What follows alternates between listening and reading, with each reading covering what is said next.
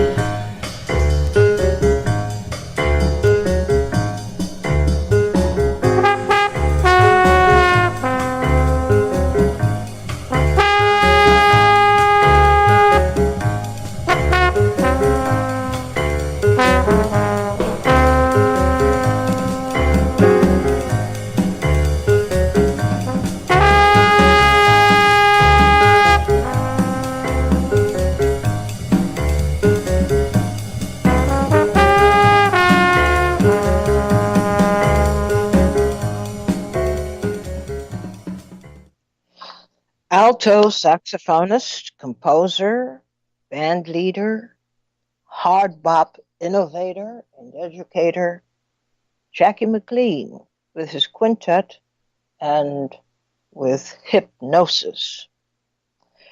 This is the this is among several of his compositions that he recorded in 1960s, but they were not released until 1978. Jackie McLean died on March the 31st, 2006. This is Lead Stories. I'm Retrice Lead, and we're going straight to Haiti today to update the reports that Kim Ives has been filing with us, covering the continuing unfolding of craziness and violence, and just plain people don't know which way the country is going. But in any event, he has a very good understanding, having covered Haiti for so many years. He's an investigative reporter, an independent documentarian, and editor of the English language editions of Haiti Liberté, the most popular and most widely circulated newspaper in the Haitian diaspora. And he's discussing with us today the current situation in Haiti. Hey, Kim, good to have you with us today. Hi, Trace. Thank you very much. Glad to be with you. I'm thankful for that. I'm glad that you're safe and that you're doing your work as usual, and that you haven't run into any major catastrophes so far. So, knock on wood, that you continue to be safe. Now, today we're going to take the approach that we don't know anything about Haiti so far, or we know only a little, especially about recent developments. Take us to where the situation is now. Okay.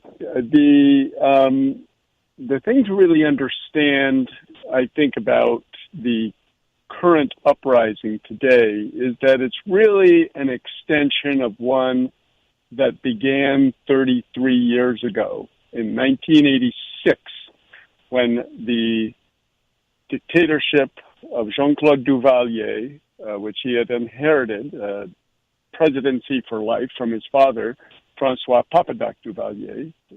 Jean-Claude was called Baby Doc. That 3-decade-long dictatorship fell on February 7th, 1986, and ever since, the Haitian people have been in a, I could say, prolonged battle for their sovereignty, independence, and democracy and justice. After the 1986 fall of Jean-Claude, neo-Duvalierist regime was put in. That was followed by a lot of coups d'etats in the course of it, of different generals against each other. Briefly, a puppet president was in, et cetera. But it all culminated 4 years later in the election of Jean-Bertrand Aristide.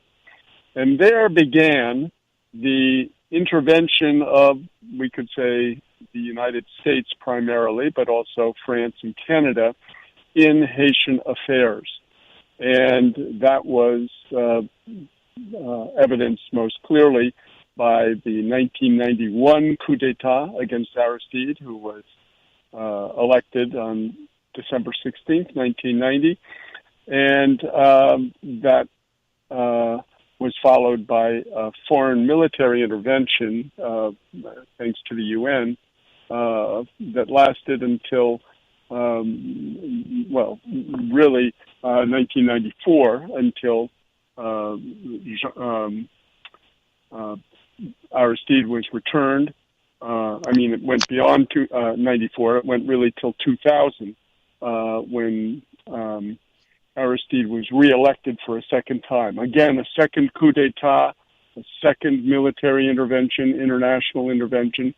And throughout all this period, Haiti has been sinking deeper and deeper into poverty and ungovernability, because the democratic aspirations of the people, their vote in particular, particularly that first one on December 16th, 1990, has never been allowed by the international community because it was the wrong vote.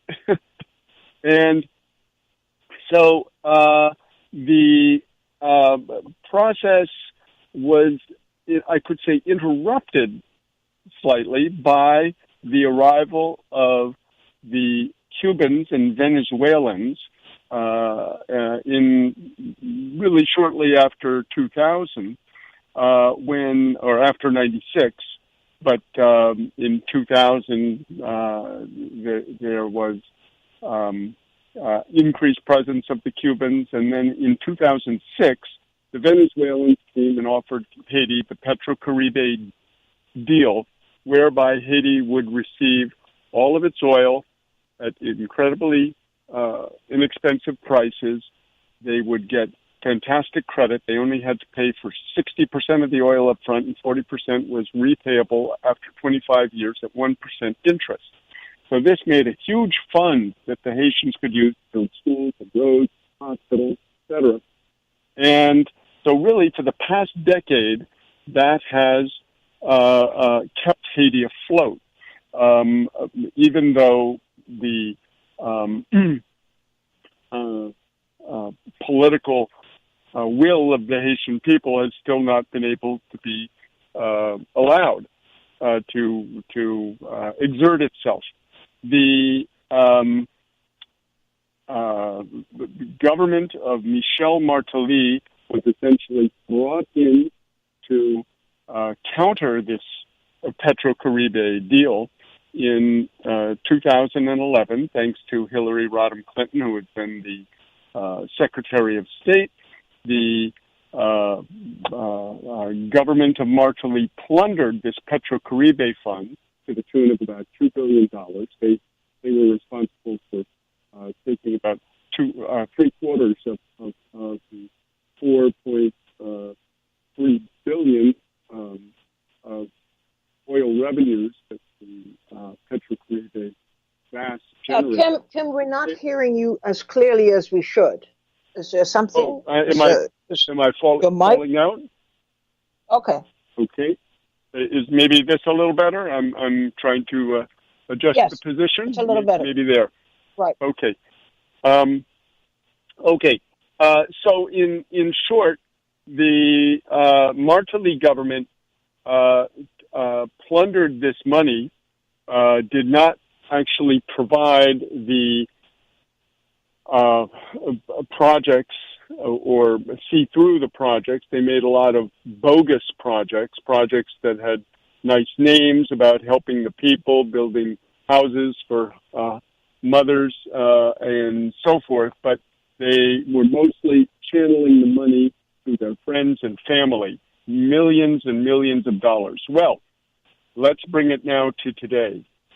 This plundering of the Petrocaribe funds started to come to light in 2017.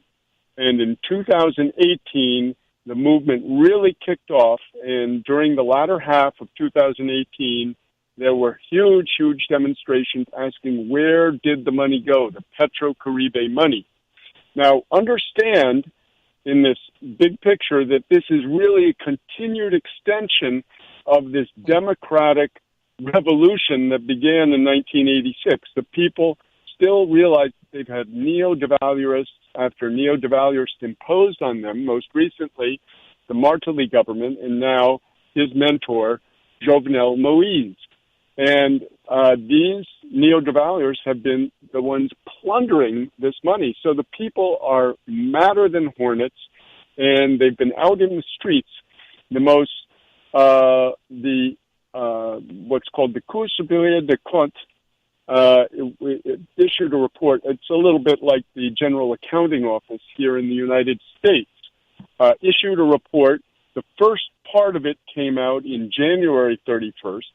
And on February 7th, there were 10 days of demonstrations that basically locked Haiti down. We talked on these stories about it at the time, and it looked almost at that time as if Jovenel would have to leave.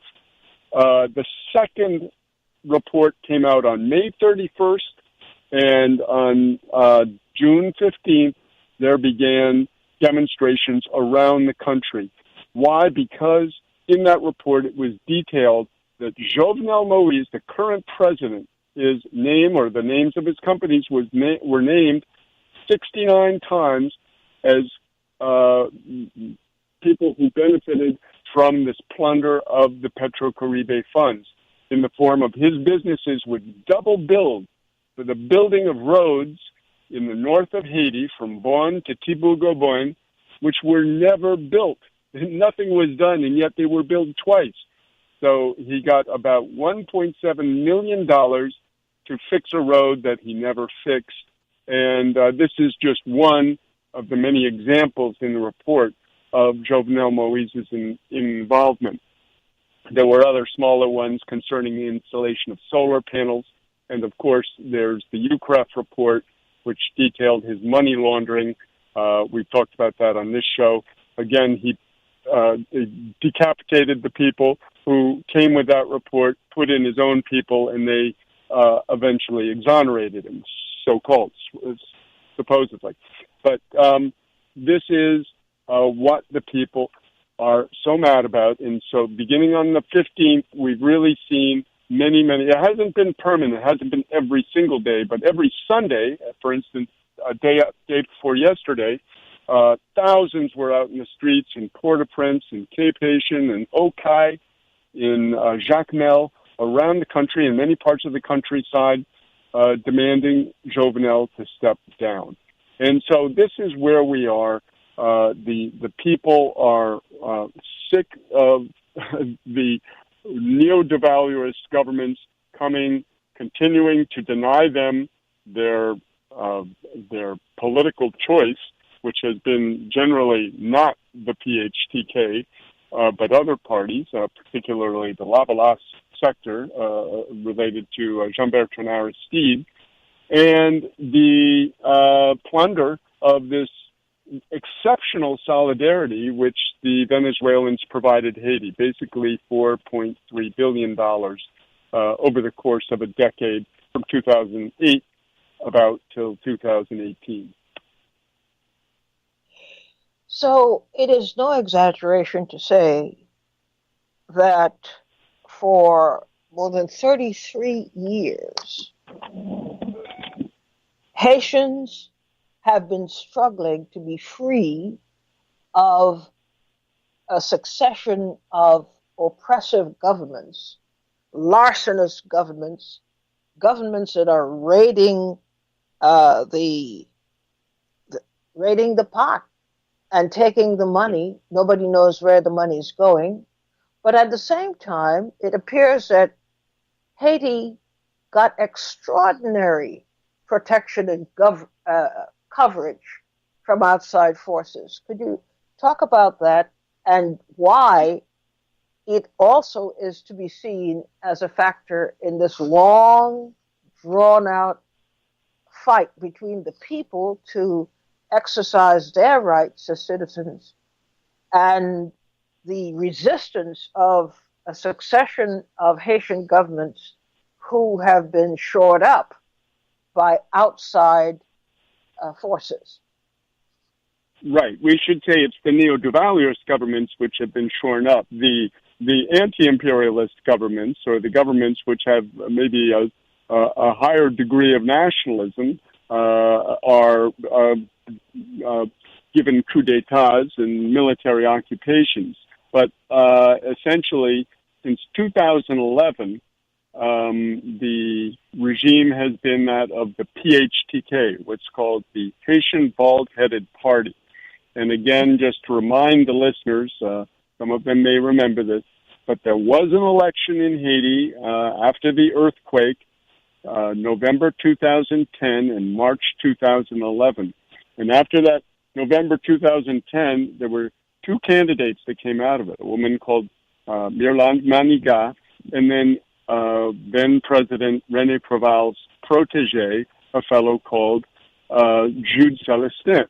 But Washington was mad at Préval because he'd made this deal and worked with the Venezuelans, and this was detailed in a series of articles we did at Haiti Liberté with documents provided to us by WikiLeaks. They gave it to us exclusively. We worked with them, and we showed how Washington was trying to sabotage the Petro-Caribe deal. But essentially, they wanted to get the Préval sector out of power and another sector in, so they sabotaged Jude Celestin. Hillary Clinton flew down in January 2011, told Préval, listen, you got to remove Celestin and put in Martelly, who came in. And those governments are the ones that have been shored up. Now, it was interesting, Utrice, that Jovenel, last year, in 2018, was having huge demonstrations, much like the ones we see going on right now, against him, and he was looking very shaky. And I think he and his crew were pretty scared. In January, the U.S. government was not coming to their defense in any strong way. They were sitting back with their arms folded. Why? Because Jovenel was still not voting with Washington against Nicolas Maduro and against the Venezuelans, who had provided Haiti with so much solidarity. It wasn't until January 10th of this year that at the OAS that the Haitians voted with Washington, saying that Nicolas Maduro was illegitimate, a president who got more than 60% of the vote against, and this is a president in Haiti who got less than 10% of the electorate's vote. So this shows us exactly how much that the pressure and bullying of Washington has brought the Jovenel government to heel. So since they've now towed the line and become a good lackey, the Trump administration has been sending a constant stream of officials, undersecretaries of state, this, that, and the other thing to go each week to Haiti. And even Jovenel went up to Mar-a-Lago in March and met with Trump at his estate there. So we see a lot of support from Washington. I think that's the main thing that Jovenel is counting on to keep him in power. But at the end of the day, as I was saying to a meeting we had at Haiti Liberté yesterday, if Jovenel cannot gain control of the country, of the streets, if Haiti remains ungovernable, they'll ditch him. They'll get rid of him, no matter how much he has bent over for Washington, because he's beginning to lose his effectiveness. So I think the shoring up may end up turning to heaving out Jovenel and bringing in another team that can hopefully placate the masses, at least for a while they figure out a new arrangement. Does it strike you as ironic that the Clinton approach resembles very closely the Trump approach? Well, in fact, and many have noted this, that for all the differences, Republicans and Democrats, or the globalists, if you will, of the Clinton-Obama ilk, compared to the nationalists of the Trump ilk, when it comes to foreign policy, when it comes to repressing foreign upstarts, they're pretty much united. And in fact, Trump has doubled down on a lot of the very aggressive and anti uprising measures that the Obama administration took against Haiti. So Trump has been, in the case of particularly Venezuela, and as we can see today, in the case of Iran, has been just as aggressive, if not more so, than the Clinton-Obama people, because of his, two hawks that he has as his front line, John Bolton, National Security Advisor, and Mike Pompeo, Secretary of State. These two guys want a war, I think both with Venezuela and Iran, and, the policies are more or less moving us in that direction. Is there any influence that the expatriates have in the situation? Are there people outside of Haiti, and of course being Haitians themselves, who are trying to get a handle on what is going on? Well, the big problem right now, Utrice, is that there's no clear alternative. And a lot of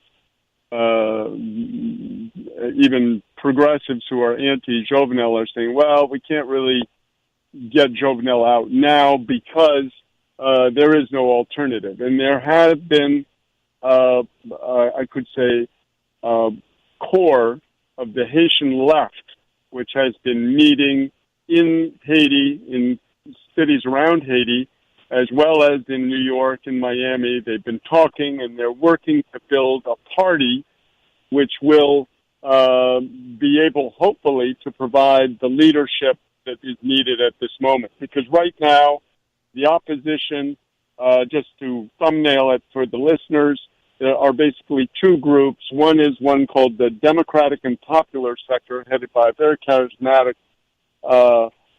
lawyer named Andre Michel and his wife. And it's also been joined by a number of figures from the Lavalas sector, even though the Lavalas itself officially, the Lavalas family party, officially distances itself from the Democratic and Popular sector. Andre Michel, though, is controversial because he was also part of the coup d'etat against Aristide. So in any case, I can say that this particular sector doesn't have the full confidence of the people. The other is a group more or less headed by former Senator Moïse Jean Charles, who at one point was considered to be the sort of heir apparent to Aristide, but they are now at daggers drawn. Moïse built his own party called the Petite Dessalines, the Dessalines Children Party. And he, however, has had a lot of problems by making alliances with right-wing figures that inevitably betray him and have really made a lot of people question his political judgment and his political tactics. So right now there is no strong opposition leader or unified opposition, and that's really what many of the people on the Haitian left, including a lot of people from the Lavalas Family Party, or I should say ex-members of Lavalas Family Party and Petite Dessalines, have been sitting and meeting over the past year. So yes, the expatriates are, especially in the age of WhatsApp and Facebook Messenger, etc., are in daily contact and coordination with the resistance on the ground. And so hopefully soon, they were going to roll it out next month, but it looks like they're looking more towards December or January. We'll see a new party emerge, which we hope can provide a strong and clear leadership in this moment of turmoil. Even so, what about groups that one would expect would be very active in trying to broker something of a peace or some kind of an agreement? I'm talking about the Caribbean Organization of Caribbean States. I'm talking about even in the United States and under the auspices of, I shudder as I say it, the United Nations. But are there no independent groups who are trying to find a way to bring the splinters of whatever it is that can still work together? Are you hearing anything? Yes. Well, the essential strategy of the UN, of the OAS, of CARICOM, of all the groups, I could say, in the U.S. orbit, has been to promote negotiations. Let's have dialogue. Let's talk it out. Let's find a compromise. Basically, the opposition has rejected this because the people reject it. The people are fed up. They just want the neo-devaluists out.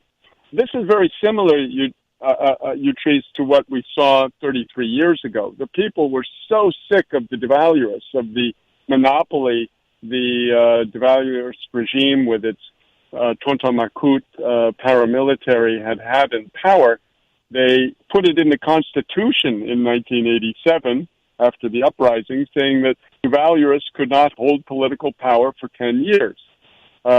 This was very much what sold that Constitution, which was filled with lots of flaws and problems and contradictions that plague Haiti to this day. So essentially, the underlying sentiment of the Haitian people, Utrice, is very anti-imperialist.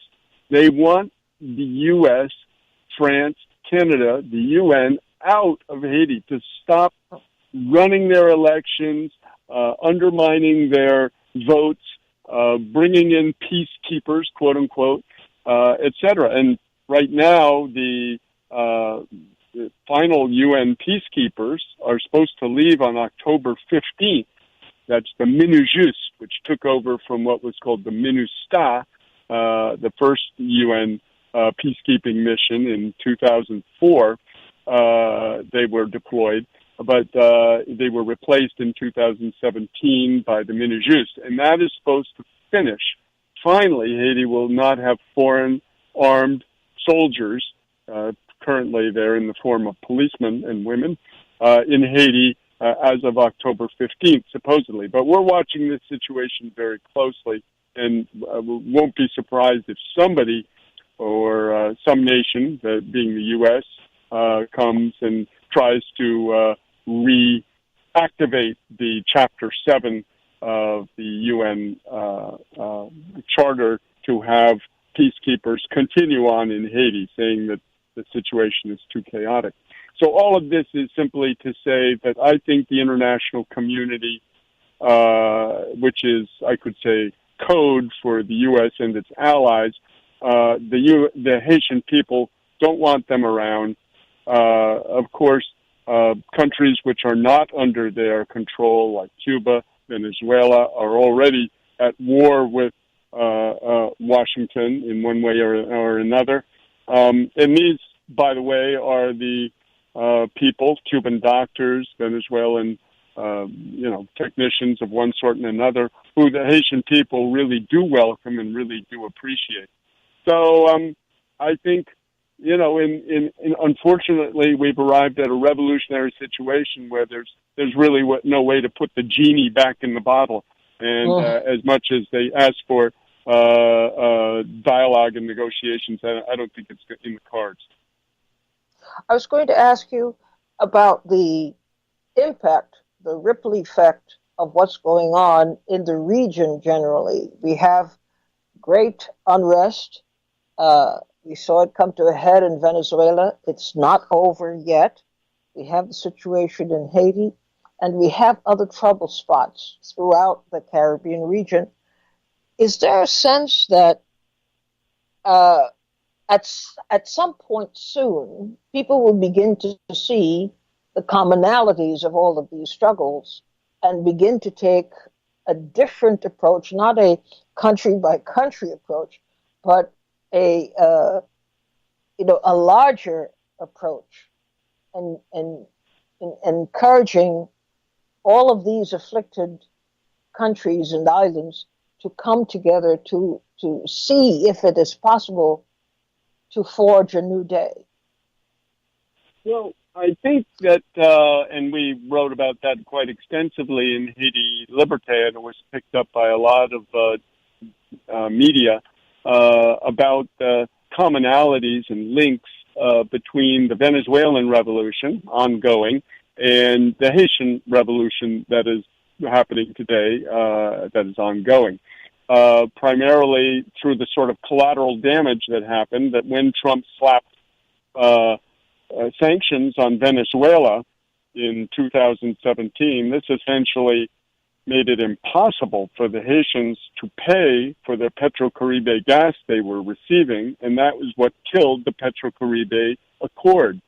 And now the results are that they have no gas, there's double-digit inflation, double-digit unemployment, people are hungry and angry, and they are trying to staunch this wound by sending in the IMF, the usual handmaiden of the U.S., to give them, earlier this year, in March, a $229 million no-interest loan. But the situation is so degenerated that the Prime Minister, as I think we will recall from a previous show, in March, had to resign. That was Jean-Henri Séan, and he was replaced by an interim prime minister, Jean-Robert Lapin. But Lapin has never been able to be ratified, in part due to the concerted opposition of some Lavalas and Petit Dessalines deputies, 4 of them, and also dissension among the PHTK allies for influence and bribes, etc. So this money that is supposed to be coming from the International Monetary Fund can't be dispersed because there's no government to disperse it to. So they're very upset about that. And I think that all of this is being observed by countries around the region. The Venezuelans and the Haitians definitely have a kind of I could say, symbiotic relationship, but there were many, you can see it again in the pages of Haiti Liberté, there were many Haitians carrying Venezuelan flags in the demonstrations, because one of the sparks of the demonstrations this past year, beginning in February, was that, betrayal that Jovenel gave to the Venezuelans. Now, for the other islands, it's also happening because if you look across the border at Dominican Republic, gas is now up to $5 a gallon there. There's a lot of people who are losing jobs, and things are very tight. Again, a lot of corruption in that government too. So I think, it'll be a while before we see Haitians and Dominicans working together, but definitely the Haitians and the Venezuelans realize that they're fighting the same beast, and I think are I don't know in terms of materially, practically, that they're able to assist each other, but in terms of spirit, they're definitely realize they're fighting shoulder to shoulder. Uh-huh. Well, Kim, I want to thank you for setting aside some of your very limited time these days to talk with us today and to give us an update on what's happening in Haiti. You are, in my view, one of the most knowledgeable reporters of Haiti and the region, because this is what you do. You follow the news in great detail, and you have a handle on it that most reporters do not. So I want to thank you for that. I want to thank you for the generosity of your time, making yourself available, even though you yourself are operating on a strict timeline these days. Thanks so much for being with us. Thank you for being always there, and we're glad to be your sort of unofficial correspondent for Haiti for Lead Stories. Thank you. All right, we'll take this break and come back right after this.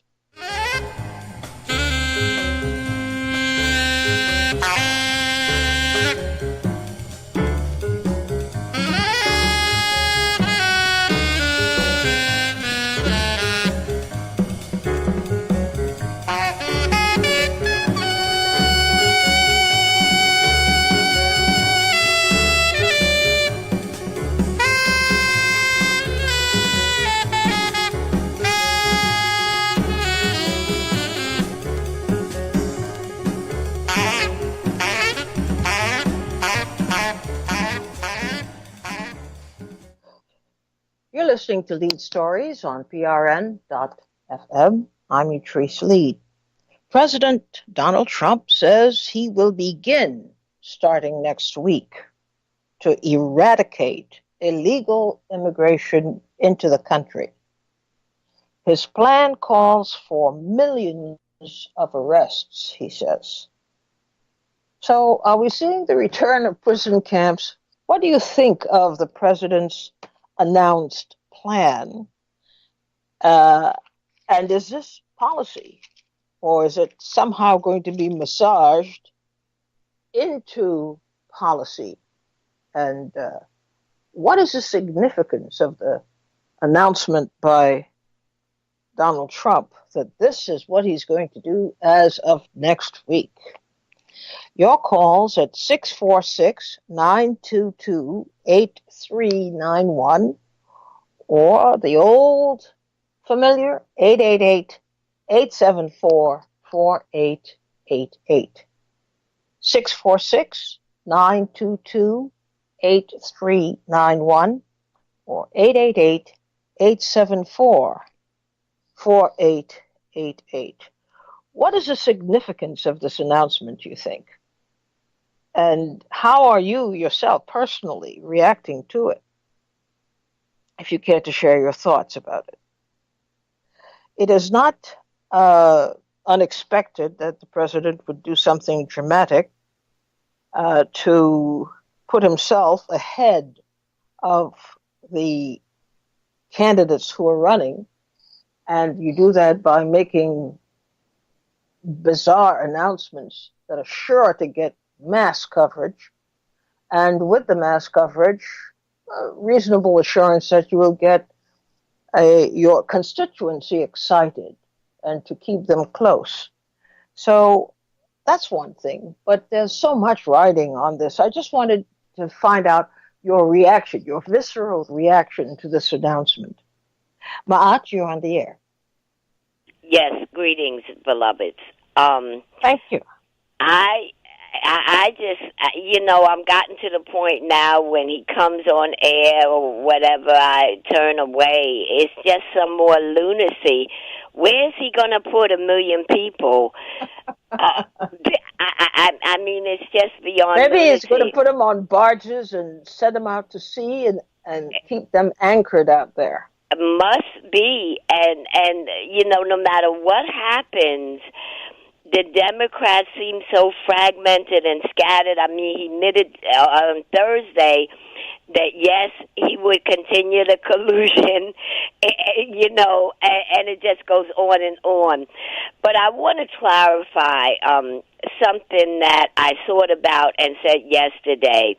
When I said greetings to African descendants, I was not excluding David or somebody like Medea Benjamin who understands who the wars are waged against, because if the truth be told, everyone, I mean, the root of Homo sapiens, this whole idea that there's such thing as white people is a lie and a delusion.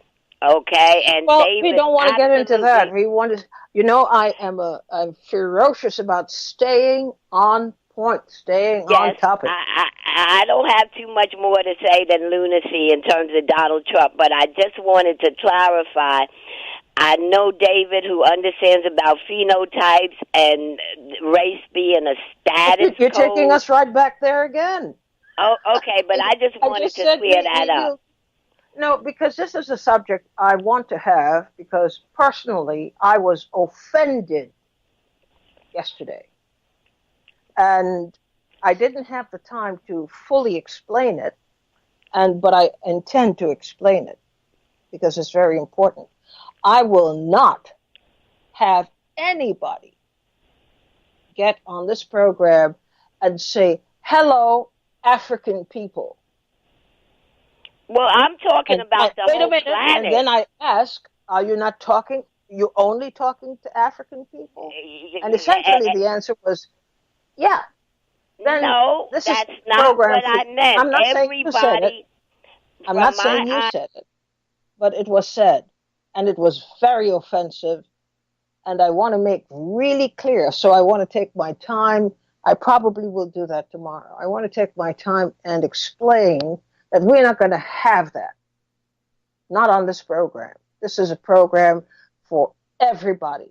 It's a gathering place for the exchange of information, opinions, and ideas. I talk about that all the time. And we're not going to have the phony nationalism of people saying, well, I called to just talk to black people. Then go on a station where they talk only to black people. But not here.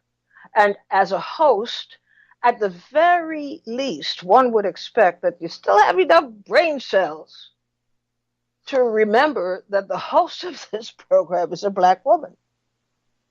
And that the automatic assumption that this is okay, this behavior is okay, insulting people by omission, or we're not going to have that. So we'll have a discussion tomorrow. I'm not saying you did it, but we're going to have a discussion tomorrow simply to amplify that phony nationalism has no place here.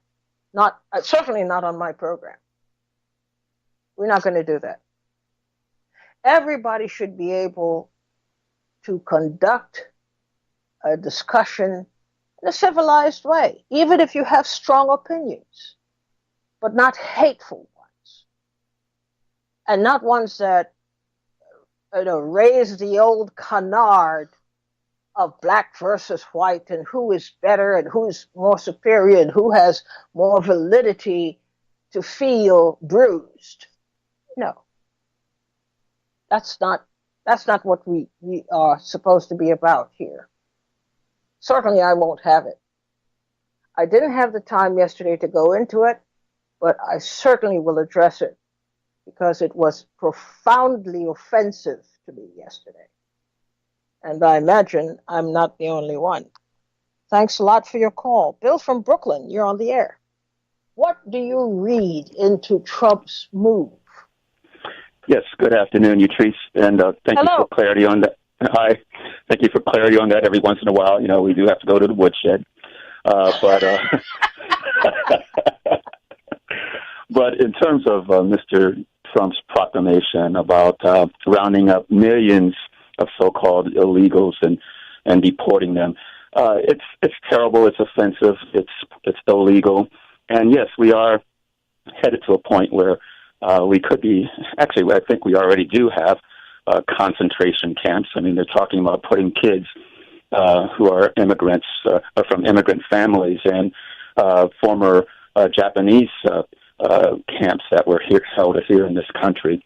And this morning, waking up and listening to some of all the nonsense, I for the first time, had a true existential terror of perhaps even myself and others like us being put into concentration camps as someone who speaks out and who is becoming more and more of an activist. And so yes, it's killing, and he's got to be called on it, and it's got to be resisted. Well, but from a point of view, do you see any parallels here between how Trump is proceeding in the conduct of his re-election bid? What is he doing? The use of media, mass media, to affect mass opinions. Do you see any parallels here with anything else? Well, the McCarthy era. I mean, that's one thing that comes back from my high school sort of history lessons.